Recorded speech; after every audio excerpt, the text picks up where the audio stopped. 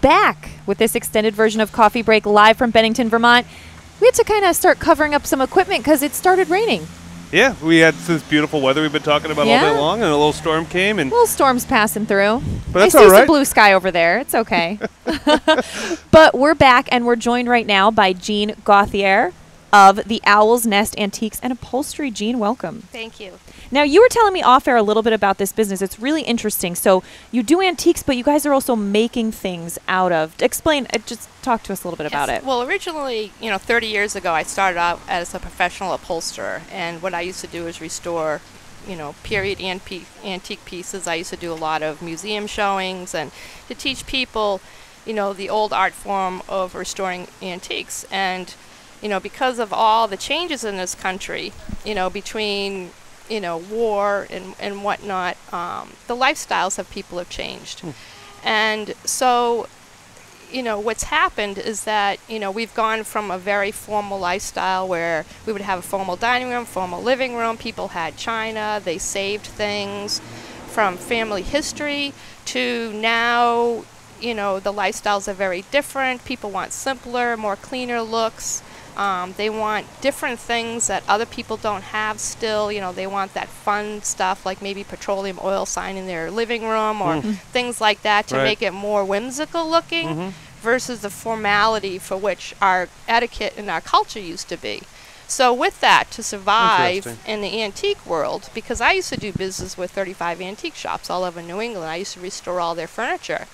But when 9/11 unfortunately hit this country, all went out of business but two. Just the value system of everything had changed in this country. So with that, to survive, but also to respect the history that has been, passed down to us, and, the different things, you have to change the representation of history now. So, for instance, you have a mirror here from the 1800s.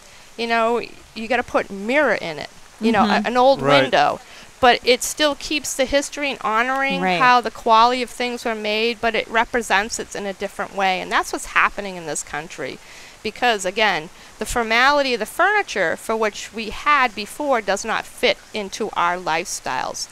So you have to, get a lot of different things to keep, making things more interesting for people, but also honoring the history as well, because people still want that unique look. We also build a lot of furniture, out of old barn wood, like bars and things like that, because we've noticed that the etiquette, again, of our culture has changed. Now men are having their own rooms. Before they weren't. Finally there's some equality in house rooms. So you start to see a lot of these different changes, and people are entertaining more at their houses versus going away.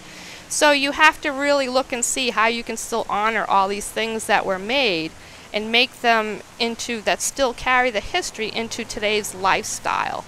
And that's where things are at. And it's unfortunate to see that, because the craftsmanship of pieces that were made, years gone by. I mean, if you look at the tools that were available, it took you a month to make a leg on something. You weren't going to throw that away. You were going to use that for something else. That's a good point. And that's the interesting thing, in the profession that I had, was to always, you would take this wing chair and someone wanted to have restored, and you open it all up, and it originally was a potty chair that someone added on this or added on that. So, the history of our country, and it's not an unusual thing that this repurposing market has happened. This is something people have been doing for hundreds of years because of the availability and how hard it was to make something. You would always use it for something else.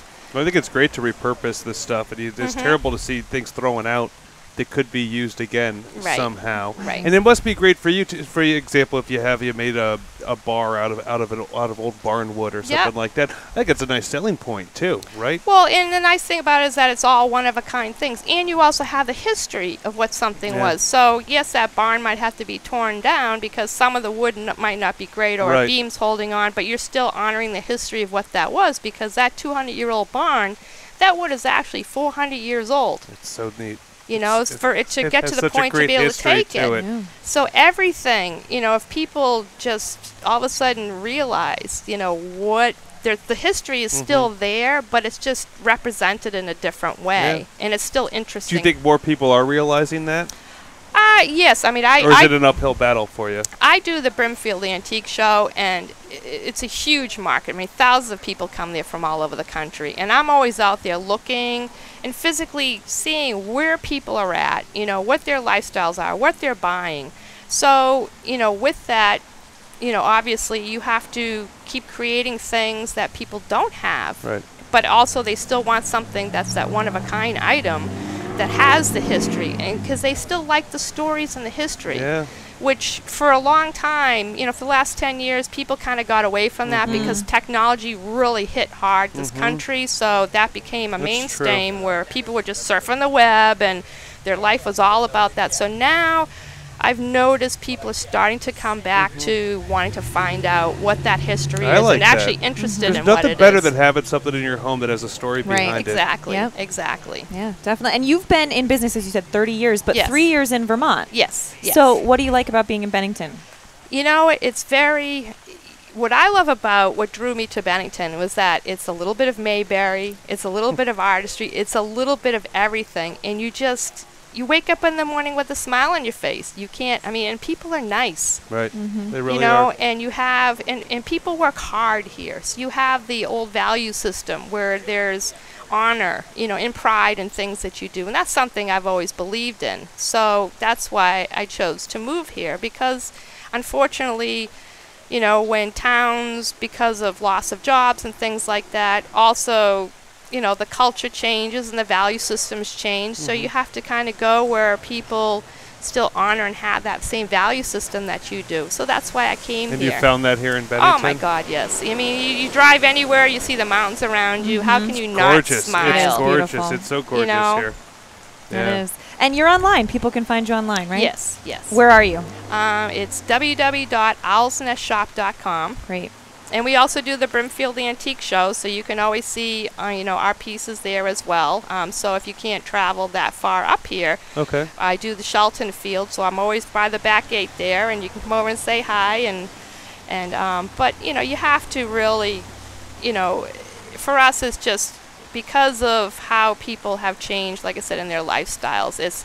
We care that much about still putting, you know, a lot of special things out there for people to enjoy. And when you come into our shop, you're not going to, it's not a typical grandma shop. You're not going to find the old bureaus and things like that. You're going to find a lot of cool stuff. It sounds like it. What else, before we let you go, Jean, what else do you have here? And I can help, because you brought some neat things, and Kitty's helping us out here. Oh, Whoa, wow. Oh, my king. gosh, I love that. Now, see, that's cool. This is an really Elvis that cool. people don't see. Yes. You know, No, they I've never seen that before. Yes. Right, they see the Las Vegas the young Elvis, but yes. that's a Let's go to this camera over here. You know, it's something really cool. You know, and people who are into motorcycles and stuff, that's part of the era where, you know, you had the James Dean and all those things, and people, that whole romantic era where people get on their motorcycles and stuff, and you know, we have a lot of fun things like that. That's neat. That's really great. I love that. What else do we have here? Oh, I just brought a couple of things. You know, I mean, and then we have a lot of records, too. We have a very large record collection. That is one of the best record this covers. Because this is Lancelot Link, and and you guys might be too young to remember this show, but it was pretty amazing. It looks like it was. It was. I it was am funny. too young to remember that show, remember but I know Rob Adams knows it. Yes, but, you know, this, believe it or not, is a psychedelic hard rock, you know, back 70s, that kind of thing. But we have a lot of really interesting albums, not the typical stuff, again, that you'll find. So, you know, we try to make it interesting and enjoyable, so at least someone walks away with either learning something or actually getting to see, like, wow, that's really cool. Wow. And so you mentioned, what else? Oh, I didn't see that down there. Yeah, this is just, you know, and we have like a lot of interesting things like this. This is just an old photograph. This is actually a photograph of a store in Claremont, New Hampshire, an old music store. So people can actually visually see what something would look like, you know, back in a time and an era. Oh, I love the so dog. We have a lot of different things like that. The RCA dog? Yeah, and advertising and stuff. So very neat. And as I said, I love this mirror. Well, and that's made with an old window? Yes, made with an old window. But like I said, we have a lot of barn stuff. You know, like this is an old barn hook. You know, it's useful things, it's interesting things, but it's, you know, it fits more to the etiquette and the lifestyle today. And it's things that people aren't going to typically find out there. That's great. Well, again, tell us where you're located. We're located at 353 Main Street, right here on Bennington, right around the corner. And, we welcome everybody to come in. Just even come in and say hi. If we can teach you about something, that's what it's all about. That's great. Well, Sounds Jean, like a good place to go to hear some stories. And Jean, you've been a lot of fun to talk to, and I'm sure visiting your shop is a lot of fun, well, too. Well, thank you for having me here. Thank you. You might be able to hear the rain coming down, and you could maybe see it, too, if you're watching or listening. I got to say, the Vermont News Guide gang who's here has been a lot of help. This is their first remote. We already got Jessica on a camera. Kitty's handling props over here. For a while, poor Jessica was just holding an umbrella. We've come up with a solution to that, though. And we do see the appearance of some blue sky behind us, so it's supposed to ease up. By the way, trivia question. You remember the name of the RCA dog? No. Spot. Nipper. You were a wealth of information, Rob Adams. Well, the nice thing about Bennington is when it rains, you can generally always see a rainbow. So we always have rainbows. We might get here. a rainbow. I like it. I like your positive attitude, Jean. I could put you in a room with some of my coworkers. Lock her in a room with you. What is? I am the most positive person here, besides Jean. And that's frightening. We're going to take another break. We're almost done with our wonderful morning and afternoon here in Bennington, but we're not done yet, and we're going to take a quick break. Sounds good. Come back. You're listening and watching Coffee Break in Bennington, Vermont on hanradio.com, streaming live at our live stream and at vermontnews-guide.com.